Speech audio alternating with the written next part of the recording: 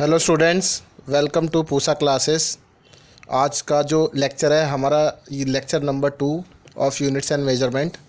इसके लेक्चर में हम पढ़ेंगे to convert a physical quantity from one system of units into another.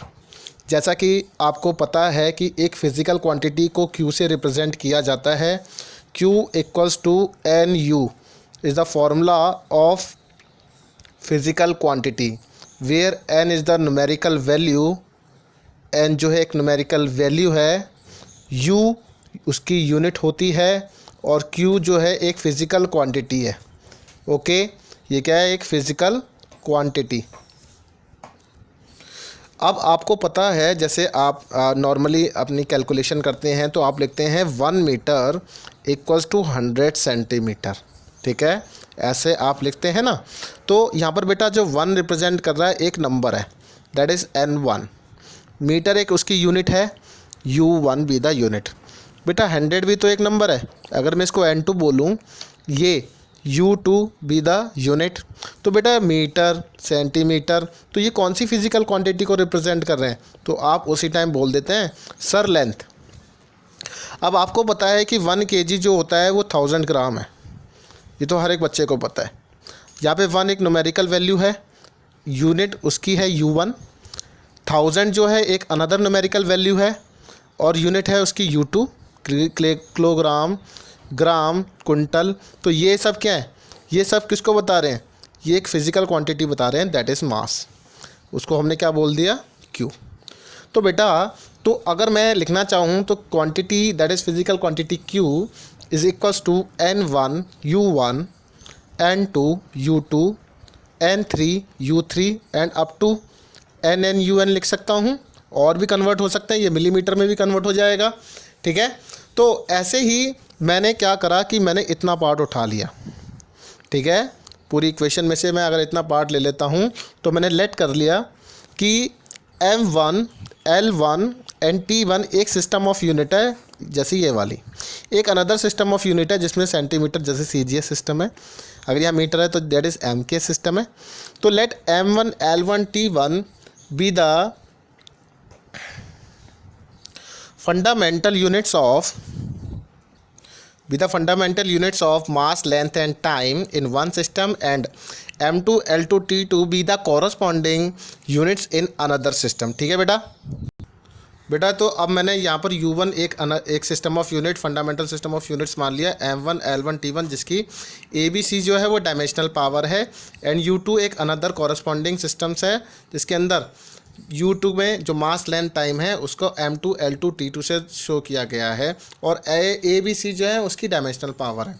तो बेटा अगर मैं ये वाला फॉर्मूला के अंदर मैं यूनिट U1 की जगह और U2 की जगह पुट कर देता हूँ तो देयरफॉर मैं लिख सकता हूँ कि N1 M1 L1 T1 ABC with their dimensional powers equals to N2 M2 L2 T2 ABC इनकी डायमेंशनल पावर है। तो we have to calculate N2। ठीक है, जब कन्वर्ट करते हैं तो जिसमें कन्वर्ट करना होता है तो मैं वो फाइंड आउट करना है। तो N2 इक्वल्स टू N1, यहाँ पर मैं लिख सकता हूँ M1 अपॉन M2 की पावर A। सिमिलरली L2, क्योंकि बेस इन दोनों की पावर सेम है ना, तो L1 अपॉन L2 की power B, and similarly T1 upon T2 की पावर C। तो with the help of this formula we can calculate the numericals. ठीक है बेटा, आज हमारे पास ये इसके बाद नेक्स्ट न्यूमेरिकल बनता है कि कन्वर्ट 1 न्यूटन इनटू डाइन। तो बेटा अब यहाँ पर जो न्यूटन लिखा है ना वो SI सिस्टम है, आपको पता है। कन्वर्ट जिस टाइम हम कर रहे हैं न्यूटन है तो SI यूनिट किसकी होगी? Newton, that is force. और डाइन जो होगा एक अनदर सिस्टम है, that is called CGS system. तो हम MKS सिस्टम को CGS सिस्टम में कन्वर्ट कर रहे हैं। तो हमारा ना इसमें कुछ स्टेप्स हैं, तो स्टेप बाय स्टेप मैं आपको बताता हूँ कि क्या इसमें प्रोसीजर रहेगा। तो स्टेप 1 है, स्टेप 1 कहता है कि as 1 newton is in MKS system and dyne is in CGS system. ठीक है बेटा, इतना ये आपको फर्स्ट स्टेप में लिखना पड़ेगा। स्टेप नंबर 2, स्टेप 2 में हमें क्या बताना है कि न्यूटन किसकी यूनिट है? तो Newton Newton is the unit of force, Newton is the unit of force. तो इसके हमें डायमेंशनल फार्मूला भी पता होना चाहिए। तो डायमेंशनल फार्मूला जो होगा फोर्स का, दैट इज़ MLT-2। तो अब मुझे यहाँ पर ABC पावर पता चल रही है, तो डायमेंशनल पावर क्या हो गई, A की पावर दैट इज़ M की पावर A थी ना, तो इसकी पावर हो गई 1, B की पावर दैट इज़ 1, लेंथ को हम B से शो करते थे ना, इसकी पावर।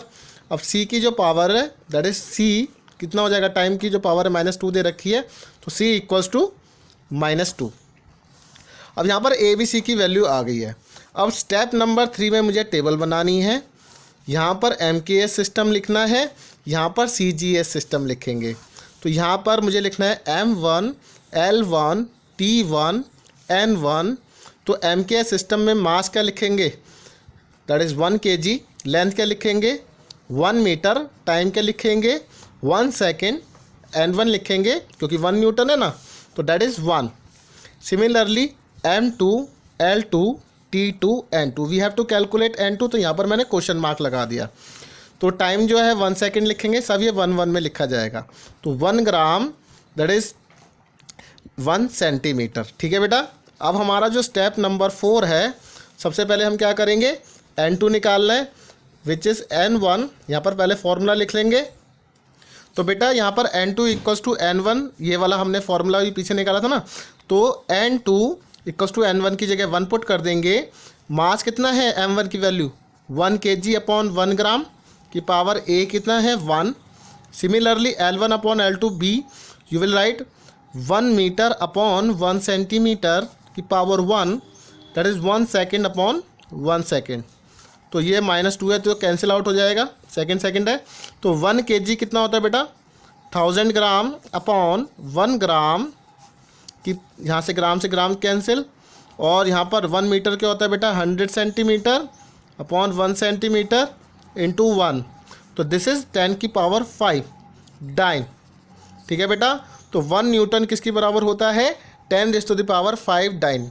ये एक सारा फॉर्मेट है जो आपको याद रखना है। अब मैं आपसे रिक्वेस्ट करूंगा कि एक होमवर्क के लिए ये क्वेश्चन करके दिखाएंगे, कन्वर्ट 1 जूल इनटू अर्ग।